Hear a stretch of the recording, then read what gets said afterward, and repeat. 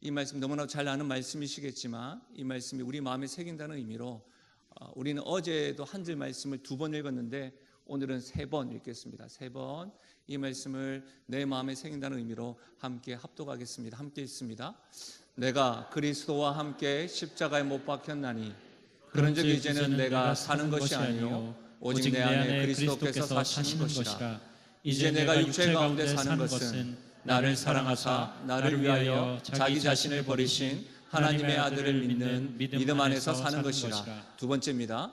내가 그리스도와 함께 십자가에 못 박혔나니 그런즉 이제는 내가 사는 것이 아니요 오직 내 안에 그리스도께서 사시는 것이라.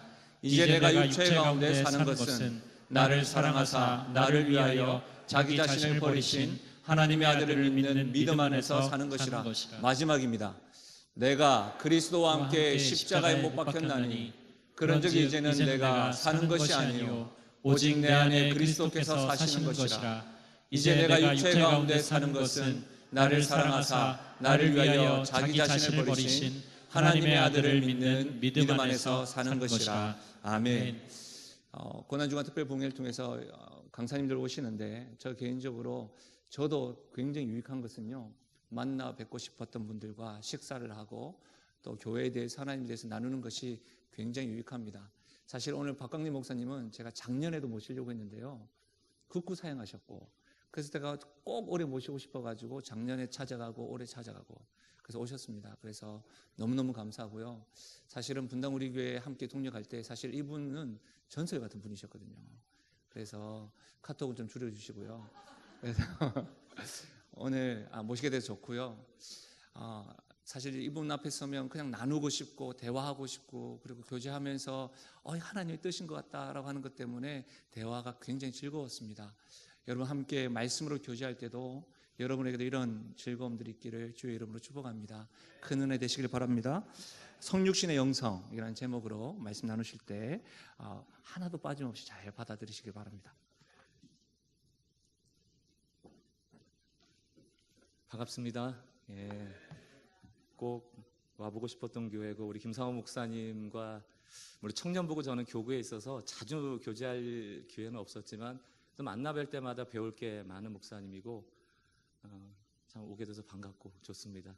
옆 사람에게 인사를 안 시켜야지 도리인데 저희가 이제 사실 저희 교회에서는 늘 말씀 듣기 전에 인사를 하는 인사가 있어서 제가 그 인사를 해야지 좀 마음이 편해가지고 인사를 한번 해도 괜찮겠습니까? 우리 옆 사람들한테 하나님께서 오늘 당신에게 말씀하실 것입니다. 하나님께서 오늘 당신에게 말씀하실 것입니다. 예. 긴 구절이고 낯선 인사일 텐데 잘 따라해 주시네요. 저는 믿는 게 하나가 있는 게 목사의 말재주, 그러니까 목사가 이곳에 이제 스피치, 소리를 이렇게 여러분 들리게 하잖아요. 어쨌든 말이 소리가 돼서 나가는데 거의 능력이 없습니다. 사람의 말이 능력이 있는 게 아니고 여기 한 분 한 분에게 역사하시는 성령이 계세요. 그분의 보이스, 음성이 들려질 때 그 사람이 바뀌어지게 돼요. 그러니까 이게 굉장히 중요한 메시지이기 때문에 목사도 유의하고 말씀을 준비해야 되지만 성도들도 없다 생각하셔야 됩니다. 그리고 이제 인간의 말을 통해서 성령께서 한 분 한 분에게 주시는 그 메시지가 들려질 때 사람이 바뀌어지게 되죠. 그래서 저는 이제 뭐 이 교회는 어떻게 그 예배 때 하시는지 모르겠지만 그 설교 후에도 이렇게 침묵하는 기도 시간을 드리려고 할 때가 많습니다. 한 예배 때 3, 4분 드리는 거 굉장히 길거든요. 사실 그 이유도 목회자가 설교를 했지만 성도와 하나님의 사이에서 목회자가 빠져주는 시간이 저는 침묵의 시간이라고 생각을 해요. 그래서 여러분들이 오늘 뭐 그런 시간이 주어질 수 있을지 없을지 모르겠지만 어쨌든 오늘 성경을 들을 때 내가 저 목사 말에 참 동의가 된다 이렇게 해가지고는 은혜 못 받으시고요. 어쨌든 오늘 성령께서 나에게 주시는 음성이 좀 이렇게 깊이 있게 들어왔으면 좋겠고 오늘 특별히 우상에 대한 이야기를 좀 나눌 텐데 고난주간을 우리가 기념하고 예수님의 십자가를 아무리 묵상해도 우리 안에 깊이 내재되어 있는 우상을 끄집어내지 않으면 이 고난주간 기도하고 말씀 보고 이런 게 다 무력화가 됩니다. 사실은 그래요. 그래서 혹시 이 교회에게 또 불편한 말씀이 될 수도 있지만 어쨌든 뭐 저희 교회가 아니기 때문에 뭐 마음 놓고 하고 가면 이제 그 다음에 뭐 김상환 목사님이 뒤에 이제 알아서 뭐 다음 주에 다시 해석을 해주시던가 그런 믿음을 가지고 제가 이제 하려고 합니다. 여러분, 제가 교회 다니면서 자주 들었던 그 예화가 뭐냐면 그 달러도 그렇고 한국 돈도 그렇고 진패 위패가 있잖아요. 가짜 돈. 그 구분하는 법 이러면서 이제 목사님들이 자주 하시는 얘기가 가짜 돈을 구별해내려면 진짜 돈을 많이 만져보면 가짜 돈도 이제 구별할 수 있다. 그거 많이 들으셨잖아요. 그러면서 이제 나쁜 일 안 하려고 하기보다는 착한 일을 많이 해라. 그러다 보면 나쁜 일이 이제 떠나간다. 뭐 이제 이런 적용의 말씀이기도 하고 한데 저는 이제 궁금증이 있어요. 이제 달러가 있는데 위패하고 진패를 구분했단 말이에요. 그럼 이제 위패, 가짜 돈은 어떻게 해야 되는 거예요? 버려야 되는 거죠. 찢어버려야 되는 건데 저라면 나쁜 마음에 진패와 위패를 구분은 할 수 있으나 위패도 어떻게든 한번 써볼 궁리를 할 것 같아요. 무슨 말씀을 드리고 싶은가 하면 진패랑 위패를 구분하는 게 중요한 게 아니에요. 그 구분하는 목적이 뭐예요? 위패를 찢어버리려고 하는 것이죠. 진패와 위패를 구분했는데 그 위패를 찢어버리지 못한다면 그걸 구분한 이유가 없는 것입니다. 그럼 이제 많은 선지서를, 구약의 선지서를 보면 그 선지자들이 계속 이스라엘 백성에게 그 회개를 요청했던 그것이 뭔가 하면 너희가 왜 하나님을 버렸냐가 아니에요. 그러니까 바알을 섬기고 하나님을 버렸다가 아니고 하나님도 섬기고 바알도 섬기는 게 이제 문제인 거죠. 진짜 신인 하나님과 가짜 신인 바알이 있는데 분명히 이스라엘 백성은 알아요. 바알을 섬기면 안 되는 걸 알아요. 그러니까 위패죠. 구분은 할 줄 알지만 그것을 찢지 못하는 거죠. 거기에 하나님이 짜증이 나시는 거예요. 하나님만 섬긴다라는 것은 다른 말로 하면 거짓신을 버린다와 같은 거예요. 내가 하나님만 섬긴다는 것은 바알을 버린다는 것과 같습니다. 바람 피면 안 되잖아요. 이게 이제 더 짜증나는 게 뭐냐면 차라리 저 남자 저 여자한테 갚버리면 되죠. 근데 밖에 나가서 바람 피고 집에 와서 너무 잘해. 그게 문제 아닙니까? 그게 문제예요. 근데 우리가 신앙생활을 그렇게 할 때가 많다. 우리가 하나님을 사랑한다. 그러니까 사랑이 뭘까? 상대방이 원하는 걸 해주는 것? 제가 결혼 생활 해보니까 나 원하는 거 하기 전에 내가 싫어하는 일 좀 안 했으면 좋겠더라고요. 그러니까 사랑의 정의는 내가 싫어하는 일을 안 하는 거다. 내가 원하지 않는 일을 안 하는 거예요. 사랑은 내가 하고 싶은 일을 하는 게 아니고. 그래서 고린도전서 13장에 보면 사랑은 뭡니까? 오래 참는 거예요. 내가 하고 싶은 거는 막 할 수 있죠. 근데 오래 참는다는 건 뭡니까? 내가 하길 원하지만 저쪽에서 원하지 않으면 참는 거예요. 사랑은 여러분 참는 겁니다. 안 해야 되는 거죠. 십계명을 보면 하나님이 싫어하시는 게 나오죠. 출애굽기 20장 3절로 5절 말씀 보면 너는 나 외에 다른 신을 내게 두지 말라. 너를 위하여 새긴 우상을 만들지 말고. 여기 중요한 게 너를 위하여 새긴 우상입니다. 그러니까 나의 유익을 위해서 내가 득이 될까 봐 새긴 우상이에요. 또 위로나 하늘에 있는 것이나 아래로 땅에 있는 것이나 땅 아래 물속에 있는 것에 어떤 형상도 만들지 말며 5절 같이 읽어봅시다. 시작. 그것들을 섬기지 말라. 우리는 이 출애굽기 20장 3절에서 5절까지 중에서 가장 강조하는 게 뭐냐면 5절입니다. 절하지 말라는 거죠. 절하지 말라. 과연 이 3절에서 5절까지의 본래의 뜻인가? 절하지 말라. 사실 절하는 행위는 중요하지가 않아요, 여러분. 저 어릴 때 어르신들 오면은 절 많이 했어요. 그냥 대충 아유 안녕하세요 이러면 어디 그렇게 인사해 여기 와 해가지고 어르신들 앉히고 다 절했습니다. 그 인사해요. 외국 사람들 하이 하는 거고 우린 절하는 거고. 여기 이상하다. 목사가 왜 절을 하라고 그러지? 이렇게 생각하시는 분이 혹시 있을까 해서 부연 설명을 드리겠습니다. 절이라는 건 예의죠. 유교적 문화에서 당연히 뭐 어르신에게 좀 더 극존칭의 표현을 하는 게 절입니다. 이 본문에서 중요한 건 절이 아니에요. 너를 위하여, 너의 욕심을 위하여, 너의 유익을 위하여 우상을 만들었다는 겁니다. 우상의 정체가 뭐냐면 너를 위한 것이에요. 그러니까 예를 들어 제가 우리 부모님한테 절을 하면서 내가 절을 하면 저 부모님이 나한테 뭐 유산을 주겠지. 내가 절을 하면 저 부모가 나한테 뭘 해주겠지. 내가 이 우상에게 절을 하면 저게 뭘 해주겠지. 라는 목적으로 절을 한다면 그 우상 숭배입니다. 그럼 내가 우리 부모님한테 큰 절하는 거는 그 우상 숭배라고 할 수 없죠. 우상 숭배의 핵심에는 너만 잘 되겠다고, 너만 유익을 얻겠다고, 너를 위하여서 우상을 만든 것에 문제가 있는 거예요. 드리고 싶은 말씀이 무엇인가? 우리가 신앙생활하면서 내가 부처에게 절하지 않았다, 그러므로 나는 신앙적이다, 이거 여러분 큰 착각이에요. 여기 이 중에 여러분 부처한테 가서 절하는 분 있어요? 어디 저기 무당 푸닥거리 하는 데 가서 절하는 분 계십니까? 아무도 안 해요. 아무도 안 합니다, 우리는. 그러나 그것을 절하지 않는다고 해서 내가 괜찮은 신앙이다? 그건 아니에요. 더 중요한 건 절하지 않는 게 중요한 게 아니고 너를 위한 우상이 있는가, 그걸 따져봐야 되죠. 너를 위한 우상. 부처한테 절은 안 하는데, 무당 푸닥거리는 안 하는데, 이 마음 안에 나의 이기심과 나의 유익을 위한 수많은 우상들이 드글거리고 있다면 그저 보이는 행위로서 절하지 않음을 통하여서 계속 내 안에 우상들의 가면을 씌우는 거예요. 괜찮은 사람인 척 하는 거예요. 많은 사람한테 뭐 자랑해요? 난 부처한테 절 안 해. 나는 무당 푸닥거리 안 해. 나는 제사 안 드려. 맨날 그게 우리의 자랑 아니에요? 그러면서 은연중에 이 속에는 욕심, 이기심, 남을 짓밟고자 하는 시기심, 질투심 가득하다고요. 숨어있는 우상들이 얼마나 많은지 모릅니다. 카일 아이들먼이라는 목사님이 거짓 신들의 전쟁에서 이런 얘기를 했습니다. 우리는 단지 눈에 보이는 금신상, 금송아지, 우상에만 절하는 것을 우상 숭배라고 생각하지만 우상의 개념은 훨씬 더 넓고 포괄적이다. 여러분이 절하지 않는다고 괜찮은 신앙인이라고 생각하지 마세요. 전쟁은 우리 마음에서 일어나는 겁니다. 스포츠 중독돼 버리면 그게 우상이에요. 식탐, 물질, 권력, 섹스, 포르노, 로맨스, 여러분 드라마도 우상이 됩니다.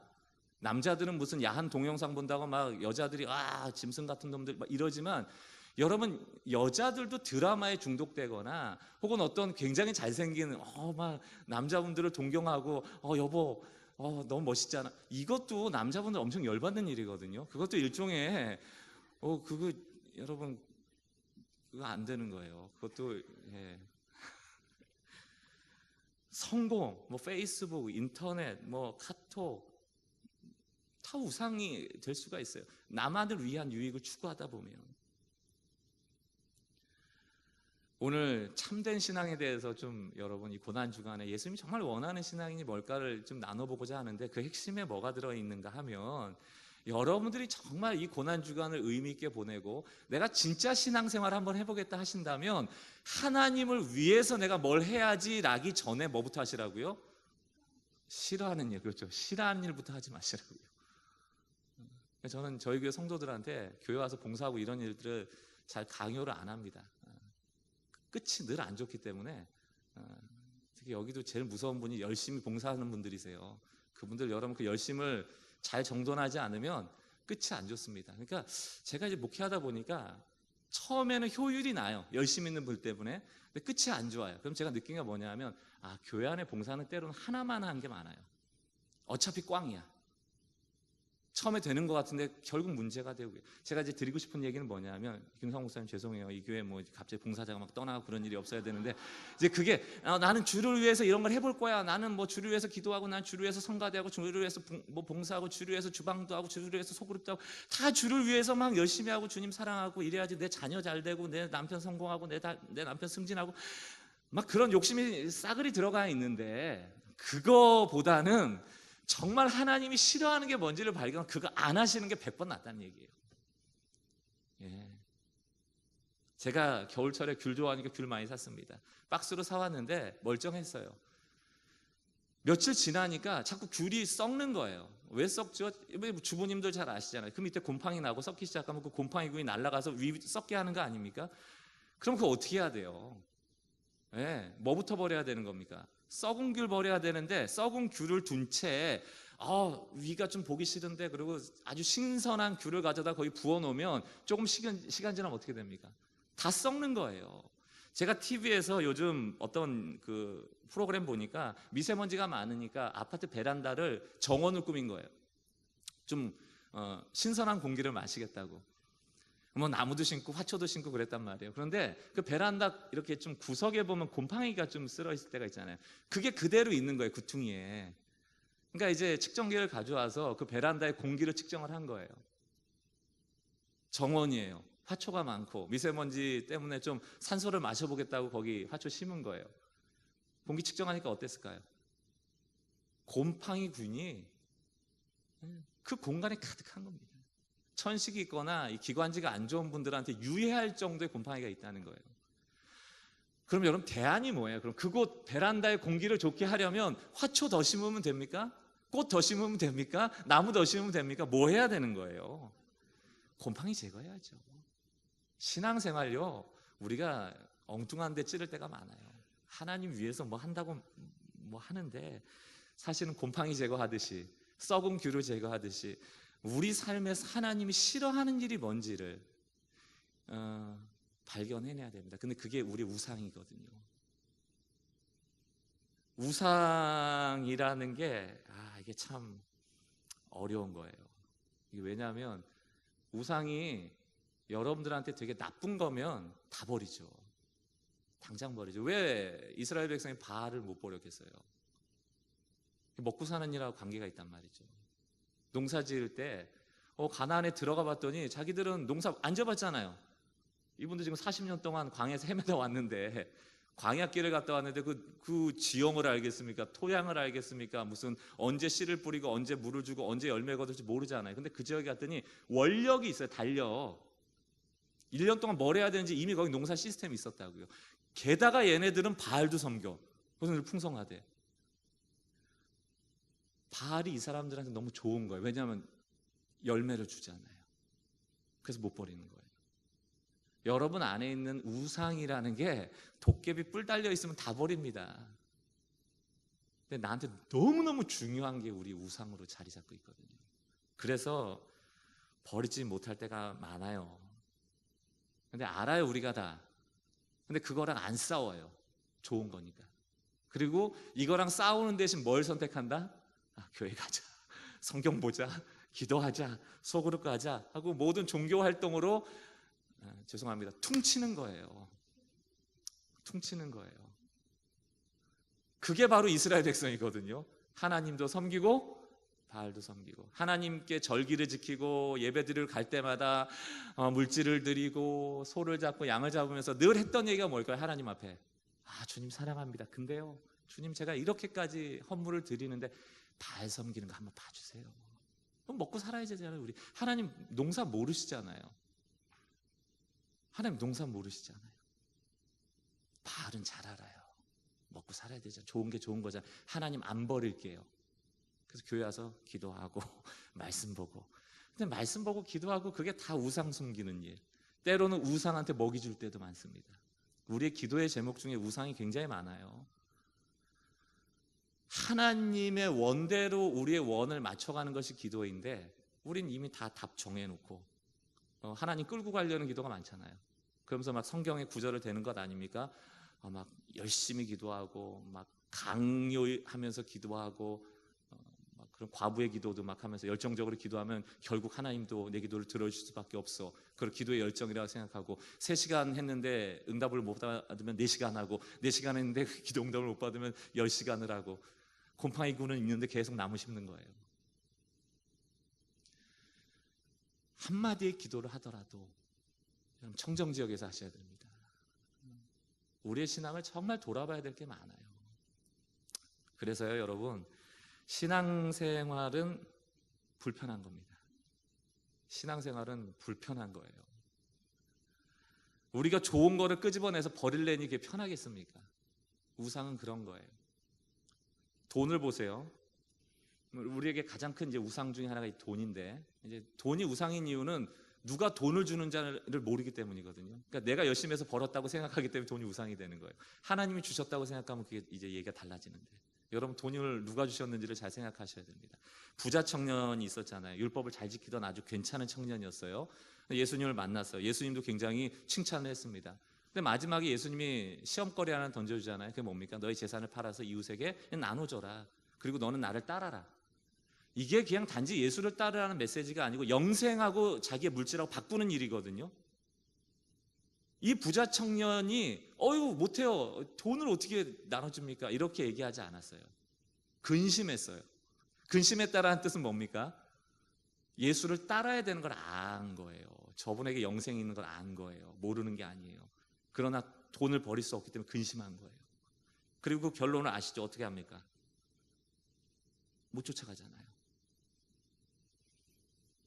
자, 결정을 한 거거든요. 예수님을 쫓아갈까 돈을 쫓아갈까를 결정을 한 거예요. 돈을 선택했죠. 그 배경에는 어떤 마음이 작동된 거예요? 내 인생의 보험은 돈이다. 내 인생이 보호받고 안심하려면 돈이다. 이분이 영생을 줄 수는 있을지 몰라도 내가 이 땅을 살아갈 동안은 고달플 것 같아. 머리 둘 곳도 잘 곳도 어디 머물 곳도 없는, 결정한 거 아니에요. 돈이라는 우상을 버리는 것이, 그게 편하면 버렸겠죠. 그러나 돈은 심지어는 예수를 떠나게 하는 힘이 있는 거예요. 우리가 이곳에 와 앉아 있지만 이곳에 와 앉아 있기 때문에 예수를 붙잡는 게 아니에요. 이거로 참된 신앙이라는 게 무엇인가? 돈이 필요 없다는 게 아닙니다. 돈은 굉장히 가치 중립적인 거예요. 좋은 것도 아니고 나쁜 것도 아닙니다. 그러나 누구로부터 주어졌는지에 따라서 어떻게 쓰여지는 게 달라져요. 누구의 손에 갖는가에 따라서 그 가치가 결정이 돼요. 그래서 돈이 우상이 될 수가 있습니다. 돈이 우상이 아니고 돈을 사랑하며 우상이 되는 거예요. 그런데 우리 신앙생활이 돈을 사랑해서 돈을 얻기 위해서 하나님을 이용하는 방식의 신앙이라면 그것은 우상 숭배입니다. 계속해서 좀 이야기를 나눠볼게요. 그래서 저는 신앙생활에는 두 가지 부류의 사람이 있다고 생각합니다. 첫 번째는 제대로 안 하고 있기 때문에 너무 편하신 분들이 있습니다. 그러니까 여러분들이 지금 신앙생활이 너무 편하다 하면 좀 점검을 해보세요. 편한 이유가 두 가지 이유가 있거든요. 하나는 어차피 제대로 안 할 거기 때문에 편한 게 있고요. 또 하나 편한 거는 모든 것을 포기하고 불편하기로 감수했기 때문에 내공이 쌓인 거예요. 이래서 편해진 경우가 있습니다. 그러니까 여러분들이 지금 신앙생활을 하면서 편한 분이 계시다면 둘 중에 하나예요. 제대로 안 하고 있거나 제대로 하고 있거나. 저는 중간쯤인 것 같습니다. 여전히 이 불편함이 불편해요. 불편함이 편해져야 되는데 여전히 갈등이 있죠. 아마 여러분들 중에도 뭐 돈 문제, 자녀 문제 나오기 시작하면 그 불편함이 불편하신 분들이 많을 겁니다. 그러나 그게 정상이 아니라는 것을 아는 거로부터 참된 신앙으로 나갈 수 있는 거예요. 나에게 곰팡이가 있구나. 나에게 썩은 귤이 있구나. 그래서 자꾸 이 곰팡이의 번식력이 생겨서 참된 신앙을 갉아먹고 있구나 깨달아야 돼요. 그걸 감추면 안 됩니다. 그래서 교회 공동체는 그 부족함을 드러낼 수 있는 공동체가 되어야 돼요. 교회는 그거 훈련하러 모인 거거든요. 근데 한국 교회가 좀 실수하는 게 다 완벽한 척하는 거잖아요. 나 부처한테 절 안 해. 난 소그룹도 나가. 난 기도도 해. 나는 수요 예배도 가잖아. 난 새벽 기도도 나와. So what? 그래서 너의 우상은 어떠한데? 너의 곰팡이군은 지금 어떻게 하고 있는데? 그거 물어보셔야 돼요. 그리고 그거를 같이 얘기할 수 있는 공동체가 되기를 저희 교회도 바라고 있고 우리 영신교회가 그런 교회 됐으면 좋겠습니다. 그래야지 세상에 나가서 빛과 소금의 역할을 감당하는 거지, 교회 안에서도 그런 것들이 허용되지 않는다면, 그리고 내가 완벽한 존재여야 되고 내가 모든 것을 다 할 수 있는 존재라고 생각한다면 그 불안해서 어떻게 교회 다닙니까? 우리 다 부족한 거다. 환자예요. 예수님 말씀하셨잖아요. 환자니까 내가 필요한 거라고. 담배 피니까 교회 오셔야 되고 술 마시니까 교회 오셔야 되고요. 중독 걸렸으니까 교회 오셔야 되는 거예요. 그 사람한테 예수가 필요한 거죠. 완벽하면 왜 예수가 필요합니까? 고난주간이 왜 필요합니까? 우리가 여전히 죄인이고 여전히 연약하고 여전히 원수이기 때문에 필요한 것이죠. 그렇게 자꾸 드러내셔야 돼요. 신앙이라는 거는 내가 완벽한 것을 하나님께 보이는 게 중요하지 않아요. 내가 죄인임에도 불구하고 그분 앞에 나갔더니 그분이 나를 안아주시는 그 안아주심을 경험할 때 안심하게 되는 것이거든요. 그러니까 우리가 자꾸 참된 신앙을 오해해요. 내가 뭔가를 하려고 생각하거든요. 그러니까 자꾸 강조합니다. 하나님을 위해서 뭐 하려고 하지 말고 하나님이 싫어하시는 거를 캐내십시오. 그게 하나님 기뻐하시는 일이에요. 이게 이제 불편해지다 보니까 신앙인들이 꼼수를 부린단 말이죠. 꼼수가 뭐냐면 이 우상 때문에 생겨나는 불편함을 이제 없애는 방법. 우상을 뽑아내서 없애는 게 아니고 우상을 잘 이제 가면 씌우는 법을 배우기 시작합니다. 그래서 스페인의 신학자 중에 한 명인데 호세 마리아 마르도네스라는 분이 이런 책을 썼어요. 이게 책 제목으로 모든 그 내용을 정리해놨습니다. 우리 안에 가짜 하나님을 죽여라, 이 책입니다. 우리 안에 가짜 하나님을 죽여라. 우리 안에 가짜 하나님을 죽여라. 가짜 하나님은 우리의 신앙생활을 편하게 하려고 우리가 만들어내는 하나님이에요. 모세가 십계명 받으러 시내산 올라갑니다. 근데 안 내려와요. 이스라엘 백성이 뭘 만들었죠? 금송아지 만들었어요. 금송아지 만든 다음에 금송아지 앞에서 우리 이제 하나님 버리고 금송아지 믿겠습니다라고 얘기하지 않아요. 그 금송아지를 향해서 뭐라고 얘기했죠? 이게 곧 이제 하나님이다. 금송아지 만들어 놓고 하나님이라고 한 거예요. 하나님 보이지도 않죠? 지금 모세는 기다려도 내려오지도 않죠? 지금 버림받았는지 지금 뭐 하나님 계신지 알 수가 없죠. 근데 금송아지는 어때요? 일단 멋지잖아요. 금이잖아요. 보이잖아요. 안심이 되잖아요. 이분 앞에 와서 뭔가를 하면 이분이 뭔가 송아지 눈을 딱 보면 뭔가 나한테 얘기하는 것 같기도 하고 금을 만지면은 뭔가 나한테 돈이 들어올 것 같기도 하고, 그러니까 금송아지 만들어 놓고 그거 이제 하나님이라고 한 겁니다. 그러니까 금송아지가 하나님이요, 가짜 하나님이죠. 나에게 편한 하나님, 내가 믿기 편한 방식으로 만들어낸 하나님, 우리도 있습니다. 우리의 방식대로 하나님을 만들어요. 저는 이제 개척교회 목사입니다. 제가 이제 개척한 지 만 3년이 됐고 이제 4년 차 가고 있는데, 힘든 게 뭐냐? 힘든 게 뭐냐? 수평이동이 많이 있으실 거 아니에요. 그러면 이제 각 교단에서, 각 지역에서 뭐 여러 가지 배경을 가지고 오신 분들이 있잖아요. 그러면 교회가 뭡니까? 라고 물어보면 100명이 100개 교회를 얘기합니다. 다 달라요. 자기들이 경험한 방식이 있거든요. 그러면서 이 교회는 이래야 된다. 교회라면 이런 게 있어야 된다. 제가 늘 하던 얘기가 있습니다. 집사님, 예를 들어 제가 분당우리교회에서 사역을 했으니까 분당우리교회가 호랑이라고 하면 분당우리교회에서 개척한 교회는 고양이가 아니에요. 이제 규모가 작으니까. 그래서 집사님, 호랑이를 경험하고 오셨다고 그래서 우리는 교회라는 교회에서 호랑이 흉내라도 내라고 야옹야옹 하라고 하시면 안 돼요. 개척교회는 꽃입니다. 꽃이라는 게 무슨 의미가 있는 게 아니고 아예 질적으로, 그러니까 모든 것이 다르다는 얘기예요. 거긴 호랑이고 저희 교회는 꽃이라고, 아예 다르다는 얘기입니다. 영신교회도 마찬가지예요. 여러분들이 가지고 있는 교회 있죠? 교회는 이래야 된다. 그 답이 맞습니까? 확실해요? 그냥 여러분들이 편한 교회를 얘기하는 거 아닙니까? 내가 신앙생활하기 편한 방식. 그게 정말 성경적인 교회 맞아요? 여러분들이 머릿속에 있는 그 교회? 여러분들이 섬기는 그 하나님이 정말 성경 안에 하나님이 맞습니까? 아니면 여러분이 편하려고 만든 하나님입니까? 이걸 분별해내지 못하면 참된 신앙이 불가능해요. 끊임없이 우상 숭배하는 가짜 하나님을 만들어내는 거예요. 그리고 잘하고 있는 줄 아는 거예요. 저희 교회는 이것과 싸우고 있습니다. 성도들이 힘들어해요. 그러나 제가 개척교회 목사니까 제가 개척한 교회는 좀 그게 편합니다. 막 하거든요. 안 물러서거든요. 집사님 생각하는 그 교회가 교회 맞습니까? 집사님 생각하는 하나님이 정말 하나님 맞습니까? 우리 정말 하나님을 찾아보자고요. 정말 교회를 찾아보자고요. 이런 말이 있어요. 오늘 우리 사회에서 문제가 되는 것은 신이 있냐 없냐가 아니에요. 교회는 하나님이 계시다 안 계시다를 판가름하는 것이 아닙니다.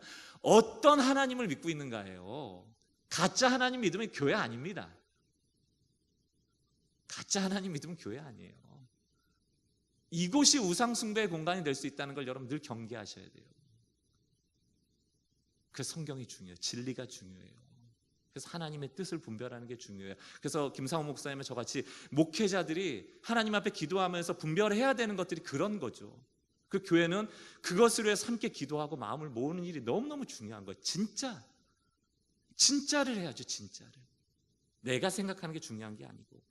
우리는 이성을 가지고 있습니다. 하나님은 이성으로 일하세요. 그런데 이성의 특징이 뭔가 하면 이 이성이라는 거는 내가 경험한 것과 내가 배운 지식을 체계화하는 그 기술이 있어요.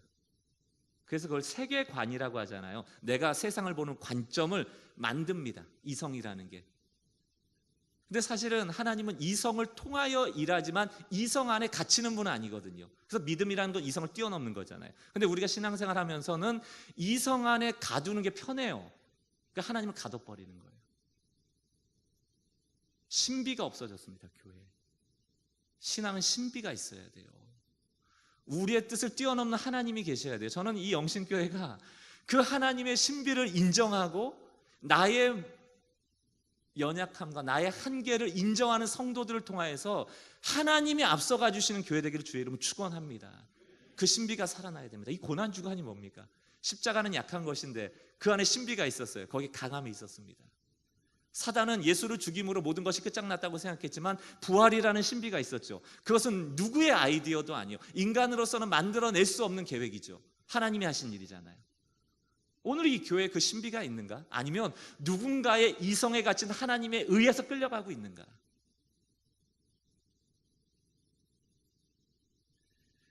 가짜 하나님이 많습니다.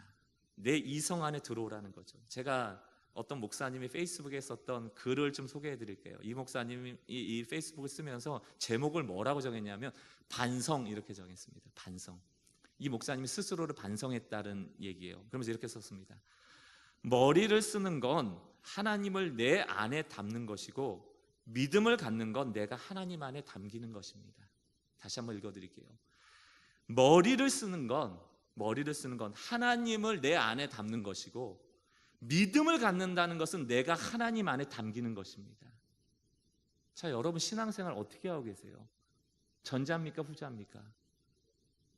후자를 집사님 너무 딱 담대하게 얘기하시니까 믿음이 가긴 합니다만 이제 후자를 지향해야죠. 그죠? 우리가 이성이 있기 때문에 이것과 싸워야 돼요. 그래서 늘 내가 틀릴 수 있어. 늘 내가 왜 이 공동체가 필요한 이유는 우리가 생각이 하나면은 뭐하러 이렇게 많이 필요하겠습니까? 목사님 색깔로 교회가 칠해져서도 안 되고 여기 유력한 분에 의해서 칠해져서도 안 되고 교회는 모자이크 해야 됩니다. 모자이크는 다르지만 무엇 때문에 아름답습니까? 조화. 그게 은사예요. 교회에는 저 사람이 있어야 돼요. 이 사람이 있어야 돼요. 여러분들이 그토록 싫어하는 미워하는 그 집사, 그 권사, 그 장로, 그 목사 다 있어야 됩니다.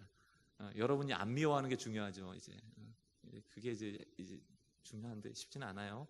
그러나 예, 그렇습니다. 제가 무슨 얘기를 하고 있는지 모르겠지만 갑자기 저희 교회의 분노가 여기 와서 이제 풀어지는.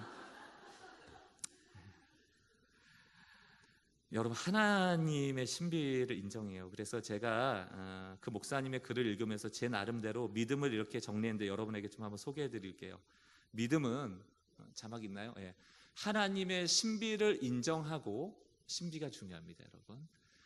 그 신비 가운데로 들어가는 불편함을 감수하는 결단이에요. 그러니까 아까 말씀드렸잖아요. 신앙생활하면서 지금 불편함이 있다거나 갈등이 있으면 잘하고 계시는 거예요. 근데 여러분 그거 여러분이 풀려고 하지 마시고 기도하세요. 그리고 하나님의 신비에 맡겨보세요. 기가 막힌 일들이 일어납니다. 뭐 저희 교회 얘기를 나중에 한번 또 불러주세요. 와서 이 교회가 어떻게, 저희 교회가 여러분 그 3년밖에 안 되는 개척하고 주일학교까지 한 450명 모이는 제법 부흥하고 있는 교회입니다. 와 할 정도는 아니고 근데 거기에 누구도 주장할 수 없는 하나님의 인도하심이 있었어요. 그래서 저희 교회는 저부터 물론 이제 장로님도 계시지는 않습니다만 저희는 아직 당회가 구성되어 있지 않기 때문에 그러나 그 누구도 나 때문에 교회가 이만큼 왔어를 주장할 사람이 없어요. 그리고 저는 앞으로도 끊임없이 하나님이 앞서가시고 교회는 그 뒷모습을 보면서 쫓아가는 교회 되겠다라는 모토를 가지고 가고 있어요. 그게 신비를 인정하는 거예요. 믿음은 그거 힘들 거 아닙니까? 하나님이 청사진을 우리에게 주질 않아요. 내 발의 등이요 내 길의 빛이라. 발 한 걸음 옮길 수 있는 것만 주시는 거예요. 근데 여러분 중에 누군가가 갑자기 전능자가 나타나서 교회는 이래야 되고 나는 저 길을 안다, 나는 경험해봤더니 저런 거야 라고 외친다면 그 가짜 하나님이 그 이성 속에서 판치고 있을 가능성이 크다. 나는 그저 발 한 걸음을 보기 때문에 같이 기도합시다. 그리고 하나님이 앞서가 주심을 인정합시다 라고 하는 것이 믿음이죠. 제가 아는 목사님은 20명 남짓밖에 교회가 안 됐, 성도가 적어요. 근데 제가 그 목사님을 존경합니다. 이분이 7년간 목회를 하면서 매해마다 건축 헌금을 작정해서 성도들이 모았는데 7년 동안 모은 돈이 600만 원이에요. 큰 돈은 아니죠. 아마 영신교회도 7년 건축 헌금 모으면 600만 원 이상은 나올 겁니다. 근데 20명 성도가 건축 헌금 600만 원 한 게 굉장히 어려운 거고, 그럼 건축이라는 비전을 가지고 한 걸 거 아니에요. 근데 이 목사님이 그거를 필리핀 선교사님한테 7년 그 안식년 때 성도들하고 합의해서 그 600만 원을 일체를 다 보냅니다. 근데 그 사실을 몰랐는데 어떤 분이 필리핀에, 이 교회 분인데 필리핀에 갔다가 목돈이 생겨서 500만 원 이 교회에 헌금을 했어요. 600만 원을 냈기 때문에 한 게 아니고 모르고 그냥 한 거예요. 이 목사님이 너무 큰 은혜를 받았습니다. 하나님이 갚아주시는구나, 아시는구나, 하나님 살아계시는구나 이랬는데 그 500만 원도 필리핀 학교인가 거기에 다시 헌금하시겠다고. 이게 이성의 틀로 보면은 이거 모아가지고 건축해야죠. 근데 이분은 제가 봤을 때 그걸 뛰어넘는 거예요. 저희 교회 자랑 좀 하겠습니다. 저희가 이제 이 목사님 닮고시기 때문에 저희가 1년차 때 일면식도 없는 목사님이에요. 저는 그분 알지도 못합니다. 하지만 제가 신뢰하는 목사님이 이 목사님을 소개했기 때문에 만나게 됐고, 이분이 탈북자 자녀들 사역하는 사역을 너무 열심히 하셨는데 그 곳도 너무너무 허름한 곳에서 했어요. 사모님하고 같이 살면서 옆에 무슨 공터 같은 데다 또 방 만들어서 거기서 탈북자 아이들 데려와서 먹고 자고 하면서 애들을 했는데, 여기 재개발되면서 이제 사실 쫓겨나게 된 거예요. 갈 데가 없다는 거예요. 그래서 저희가 개척한 지 1년밖에 안 됐는데 돈을 드릴 수는 없고 저희 5천만 원 전세금을 얻어서 그 공간을 70평짜리를 얻어드렸습니다. 제가 생각할 때 그 외에도 저희는 좀 이렇게 필요하면 주려고 하는 교회이긴 한데 그 신비를 믿기 때문이에요. 우리 교회 하나 잘 된다고 한국 교회가 바뀌질 않아요. 하나님의 나라를 생각하는 마음이 없어져 버리면, 내가 양촌리에 그 탈북자 자녀 돕는 일을 돕는 거, 재소자잔을 돕는 걸 돕는 거, 무슨 어디 외부에 있는 사역단체를 돕는 거, 이런 것들을 이익과 손실을 따져가지고 이성으로 하면 해서는 안 될 일들이 많죠. 그러나 여러분 기도해 보세요. 기도하시면 하나님 100% 허락하십니다. 남을 돕는 일, 남을 잘되게 하는 일, 그게 복음의 정신이거든요. 신비입니다. 어떻게 갚아주실지 우리는 알 수 없어요.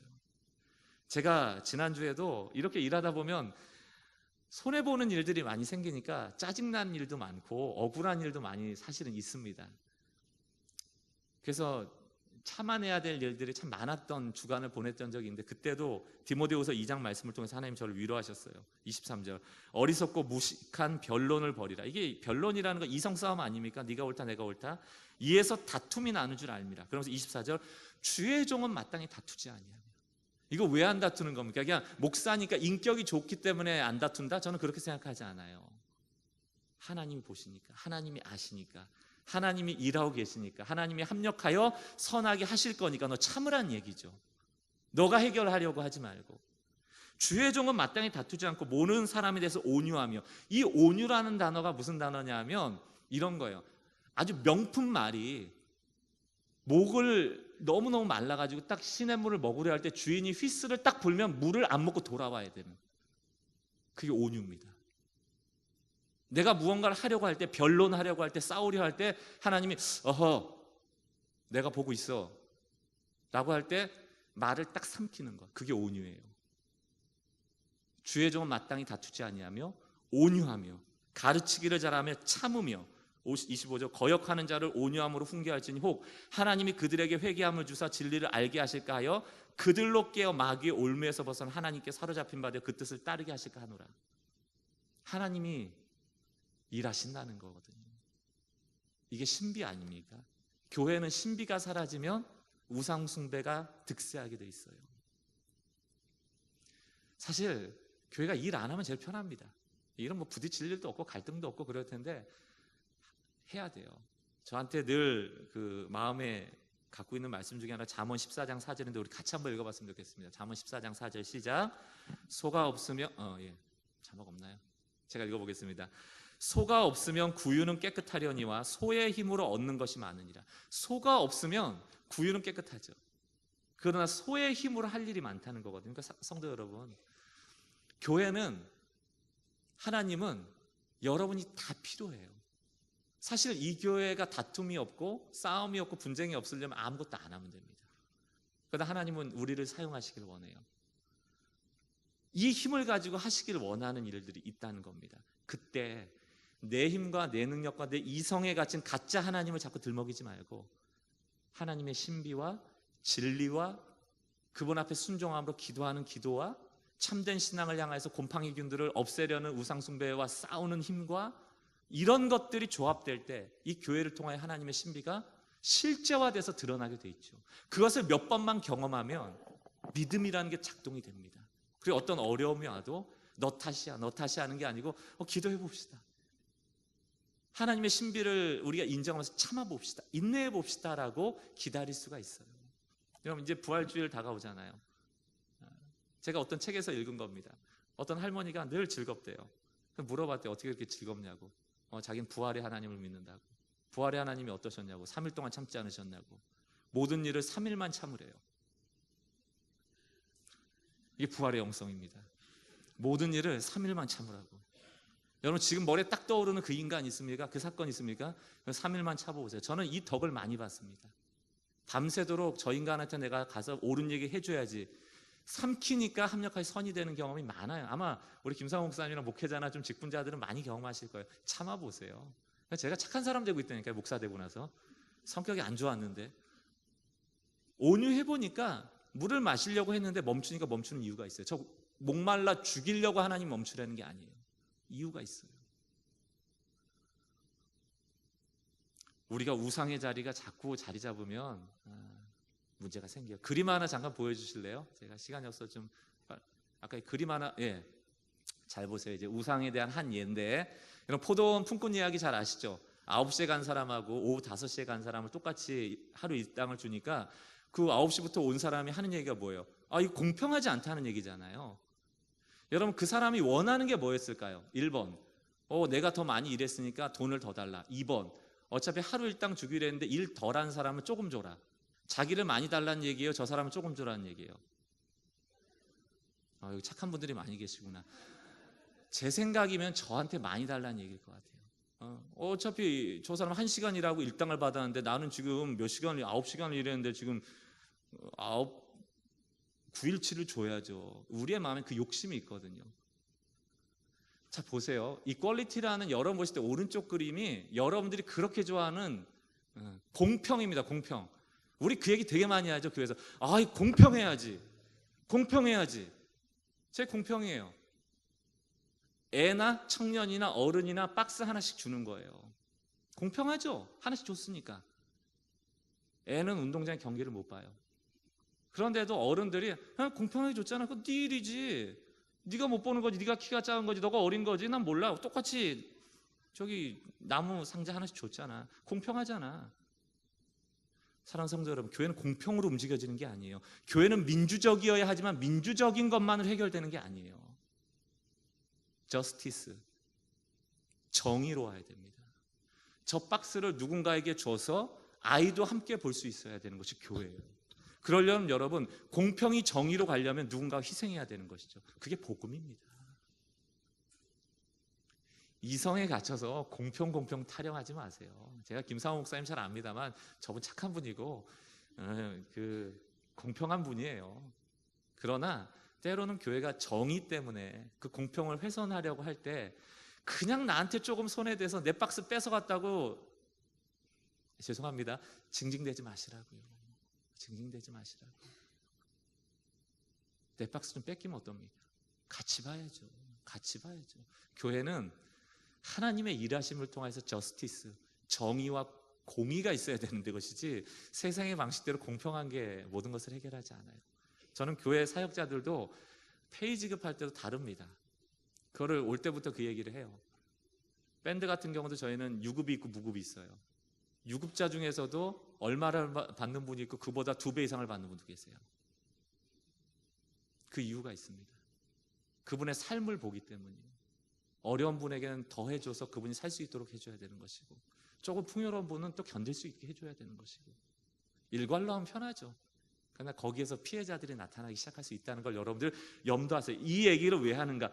이성에 갇혀진 하나님, 하나님은 공평하신 분이기 때문에 박스 하나씩 나눠주는 게 교회지, 함부로 얘기하지 마시라는 거예요. 우리의 생각이 늘 틀릴 수가 있습니다. 호세아를 보면 하나님이 호세아 선지자에게 뭘 예고하시죠? 음란한 여인과 결혼하라고 그러잖아요. 하나님이 그럴 수 있습니까? 여러분, 결혼이 얼마나 순결하고 일생일대에 한 번 있는 건데, 아니 음란한 여자와 결혼을 하라니, 이게 말이 돼요? 여러분한테 그 명령이 오면 여러분 어떻게 하시겠습니까? 아니야 하나님 그런 분 아니야. 결혼은 몇 년 동안 기도해야 되고 순결해야 되고 막 고민해야 되고 일평생 사는 일 때문에 일해야 되고, 절대로 결혼은 음란한 사람하고 할 수 없어. 아마 그러실걸요. 다 우리가 모든 일에 그럴 때가 많습니다. 자녀 문제, 자녀를 키울 땐 이래야 되고 저래야 되고, 배우자 고를 때 배우자 이래야 되고 저래야 되고, 다 따지고 보면 손해 한 번 안 보고 난 다 잘 되겠다라는 사실 우상숭배가 그 안에 굉장히 많이 들어있거든요. 제가 좀 말씀을 드려볼게요. 여러분, 호세아에게 음란한 여인과 결혼하라고 했잖아요. 이해가 안 되시죠? 이거는 그림 언어거든요. 이스라엘 백성이 하나님을 떠나 음란한 그 시대에 대한 메시지거든요. 그 메시지를 전할 사람을 찾고 있거든요. 호세아가 선발이 된 거거든요. 그 시대의 악함을 호세아에게 몰아집어넣는 거거든요. 그리고 호세아가 그 선언하는 선지자로 쓰임받는 것이거든요. 여러분들이 결혼을 그렇게 순결하게 여기고 중요하게 여긴다면, 과연 이 시대에 하나님이 호세아 같은 사람을 찾아서 음란한 자와 결혼하여 이 세대에 그 음란함을 가르치라 할 때 누가 손을 들겠습니까? 누가 손을 드실 거예요? 여기 이 가운데 누가 쓰임받을 겁니까? 내 생각에는 결혼은 그런 게 아니라고 생각하는 그 이상 이 하나님의 명령을 받을 사람이 이곳에 있으세요? 우리에게는 우상은 결코 하나님께 순종하게 하지 않습니다. 그저 나를 위하여 새긴 우상들이거든요. 그래서 배우자가 우상이 되는 거예요. 자녀가 우상이 되는 거예요. 내 삶이 우상이 되는 거예요. 결혼이 중요하지 않다는 얘기가 아닙니다. 제가 잘 아는 목사님이 우상 얘기한다고 그러니까, 목사님 우상 설교 함부로 하지 말래요. 이 목사님의 특징이 뭐냐면, 우상 설교를 1대1로 공부할 때도 우상 얘기를 너무 심각하게 해가지고 막 성도를 후벼 놓는 거예요. 막 왜 못 하시는데요? 왜 돈 못 버리시는데요? 막 이유 얘기하면 그건 왜 그런 것 같은데요? 막 후벼 놓으니까 어떤 날은 성도가 그러더래요. 나 돈 좋아하니까 이 교회 나가겠다고.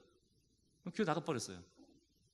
난 돈 좋다고. 목사님, 난 돈 좋으니까 난 갈 거라고. 뭐 이 교회밖에 없나 하고 갔대요.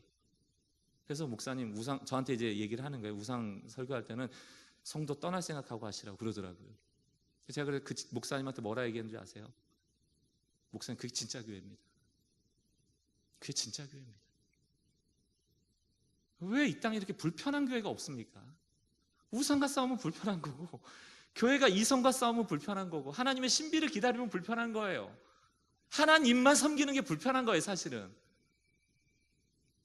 그런데 그 불편한 거 얘기 못하고 성도 비유 맞추느라고 우상을 허용하고, 그러면서 교회가 순결함을 잃어버리는 건 아닙니까? 그 목사님한테 제가 많이 배웠어요. 목사님, 그게 진짜 교회 같습니다. 예수님이 부자 청년한테 너의 전 재산을 팔라고 그랬잖아요. 여러분, 여기 잘 보셔야 될 게, 예수님이 부자 청년 구원을 결과적으로 시킵니까? 안 시킵니까? 안 시켜요. 가셔요. 우리는 늘 그런 얘기 많이 하잖아요. 교회가 한 영혼을 사랑해야지. 그럼 예수님 한 영혼을 안 사랑하신 거네요? 그냥 갔으니까. 그런 거 아니에요? 전 재산 안 팔아도 갚버렸잖아요. 예수님이 그 청년한테 잠깐 가지마.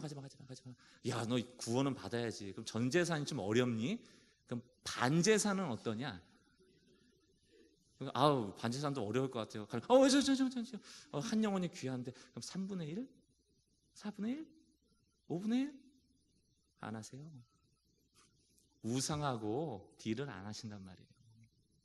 전 재산이에요. 불편한 거예요. 교회는 딜을 하죠. 반 재산, 3분의 1 재산. 근데 명분도 다 있어요. 영혼을 사랑하기 때문에. 이런 사람도 받아줘야 되고 이런 것도 있어야 되고 영혼을 사랑하기 때문에. 그럼 예수님은 영혼 안 사랑하시네요. 그냥 버리고 갔으니까.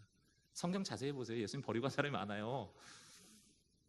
하나님이 나중에 구원하셨을지 그건 이제 하나님의 영역이죠. 구원은 하나님의 영역이니까. 결론을 말씀드립니다. 참된 신앙생활을 하시려면 고난주간에 여러분들이 정말 복음이라는 걸 묵상하고 싶다면 제가 한 마디만 드리겠습니다. 복음은 나는 이미 잘 되었으므로 남을 잘 되게 하는 거예요. 그게 복음입니다. 나는 이미 잘 되었으므로 남을 잘 되게 하는 것. 예수님이 그런 것 아닙니까? 누구 잘 되게 하시려고 오신 거예요? 예수님이 자기가 왕임을 드러내려고 이 땅에 오셨나요? 예수님은 불편하게 죽으시고 우리를 잘 되게 하신 거죠. 이게 복음이에요. 여러분들이 모든 것을 다 선택할 때 교회도 마찬가지고요. 내가 손해보고 있나? 내가 희생하고 있나? 남을 잘 되게 하게 하고 있나? 그것만 판단하시면 돼요. 이 땅의 삶은 불편한 게 영적일 수가 있습니다. 여러분을 괴롭히는 게 영적일 수가 있어요. 왜냐하면 우리 안에 우상이 많기 때문에 그래요. 내가 편한 걸 선택했다는 것은 우상을 선택했을 가능성이 커요. 의도적으로 불편함을 선택하셔야 돼요. 그게 복음입니다. 오늘 갈라디아서 2장 20절 성육신의 정신, 죄송해요. 조금 길어져가지고 너무 미안합니다. 갈라디아서 2장 20절만 읽고, 내가 그리스도와 함께 십자가에 못 박혔나니 그런즉 이제는 내가 사는 것 아니 오직 내 안에 그리스도께서 사시는 것이다. 그리스도는 어떤 그리스도입니까? 성육신. 성육신이 뭡니까? 하나님이 내 인간이 되셨죠. 손해예요. 인간 중에서도 죄인이 되셨죠. 손해예요. 죄인 때문에 십자가에 지셨죠. 손해예요. 다 손해보신 거예요. 성육신의 영성은 손해입니다. 우리에게 요구하는 성육신은 그래서 손해볼 거 참으라는 얘기예요. 근데 우리는 신앙생활 왜 하죠? 잘 되려고. 이미 잘 됐는데 더 잘 되겠다고. 제가 좋아하는 찬양 중에 난 무엇과도 주님을 바꾸지 않으리, 다른 어떤 은혜 구하지 않으리. 왜 그런 찬양을 합니까? 가장 큰 은혜를 받았기 때문이에요. 근데 우리는 그걸 안 믿어요. 십자가는 십자가고 더 큰 은혜 달라는 거예요. 그게 우상이에요. 그게 우상이에요. 그리스도께서 사시는 것이다. 이제 내가 육체 가운데 사는 것은 나를 사랑하사 나를 위하여 자기 자신을 버리신 아들의 하나님 아들을 믿는 믿음 안에 사는 것이다. 나를 위하여 자신을 버리신, 여기까지만은 우상이 된다니까. 십자가가 나를 위해서 죽으셔서 나 때문에 죽으셔서 나 때문에. 아까 전에 출애굽기 20장 보셨죠? 나를 위하여 새긴 우상. 십자가가 예수가 우상이 될 수가 있어요. 성육신의 영성은 무엇인가? 나를 위하여 오신 예수님이 우상이 되지 않도록 하기 위해서 나도 그리스도로 살아가겠다는 결단까지를 우리는 믿음이라고 하는 거예요. 예수 믿고 부활을 믿습니다. 입으로 시인하고 마음으로 믿고, 우리는 늘 거기서 땡. 제자의 삶을 포기하잖아요. 그러니까 우상이 드글드글 하는 거예요. 이 우상을 빼내는 방법은 손해보는 삶입니다. 조금 졸릴 시간 역분하게 결론 내면서 인사 한번 해보세요. 내가 자기 잘해줄게. 이렇게 이성 없으시죠? 예. 이성 간에 좀 조심하. 내가 자기 더 잘해줄게. 그게 복음이래네.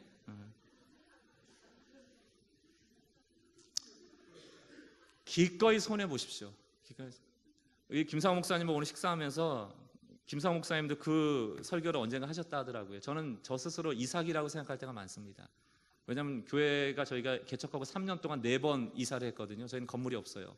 그냥 학교를 지금 쓰고 있고 한데 4번 이사했습니다. 쫓겨난 적도 있고요. 갈 데가 없어서 고민한 적도 있었습니다. 근데 그때마다 그냥 이삭이다 생각했어요. 6번 우물 파거든요, 이삭이. 다 뺏기고. 뺏길 때마다 불평불만은 안 해요. 왜? 뭘 믿기 때문일까요? 물을 주시는 하나님을 믿는 거죠. 우물을 믿는 게 아니죠. 우리는 우물 때문에 마음 상하는 거 아니에요? 우물 뺏기니까 마음 상하는 거 아니에요? 그런데 파기만 하면 물 나와요. 우리는 그게 하나님이 살아계시다는 증거거든요. 그러니까 우리는 삽 들고 다니면서 어유 좋은 일 했다, 너 우물 필요했구나 주고 또 파는 거예요. 물을 주시는 분을 믿는 거지 우리가 무슨 우물을 믿습니까? 우물이 우리 밥 먹여주는 것도 아닌데. 우물 믿지 마시고 물을 주시는 분을 믿음으로 마음을 좀 넉넉하게 하시고 손해도 좀 보시고 부활의 영성을 가지고, 성육신의 영성을 가지고 3일만 참으면 됩니다. 3일만 참으면 돼요. 영신교회가 정말 좋은 교회로 한국교회 안에 본이 될 수 있는 교회 되기를 바라고요. 날이 갈수록 좋은 소식들이 들려지고 저희 교회도 좋은 소식 전하고 자주 교제할 수 있는 그런 관계가 됐으면 좋겠습니다. 찬양을 함께 부를게 아까 특송했던 찬양입니다. 이게 사실 저희 교회에서 만든 찬양이기도 하기 때문에 이게 선택해 주셔서 감사한데, 이 찬양은 모든 것이 주님의 은혜라는 거잖아요. 우상 숭배하고 하나님을 숭배하는 거의 차이는 간단합니다. 우상은 부족하다고 느끼기예요. 너 이거 부족하지? 하나님이 안 주셨지? 나한테 와. 이게 우상이에요. 하나님은 너 지금 그걸로 충분해. 내가 필요를 너를 채우고 있어. 너한테 지금 이거 안 주는 건 필요하지 않기 때문이야. 그러나 필요할 때 내가 줄 거야. 너 나 붙잡아야 돼. 부족함은 우상이 채우려고 하고요, 필요는 하나님 채우는 거예요. 모든 것이 주님의 은혜라면 내 삶에 당연한 것은 없습니다. 다 하나님께 주신 거예요. 고르고 골라 주신 거예요. 여러분 그 속속에 있는 남편, 아내, 자녀, 가정 고르고 골라 주신 거예요. 이거 부족하다 생각하지 않으면 우상 숭배하게 됩니다. 그게 수순이에요. 우리 오늘 아시는 분들은 따라하면서 이 찬양 같이 한번 부르고 우리 기도하고 남은 시간 좀 기도하도록 하겠습니다. 모든 것이 주님의 은혜라면, 모든 것이 주님의 은혜라면 내 삶에 당연한 것은 하나 없네. 고르고 골라 내게 주신 것이라면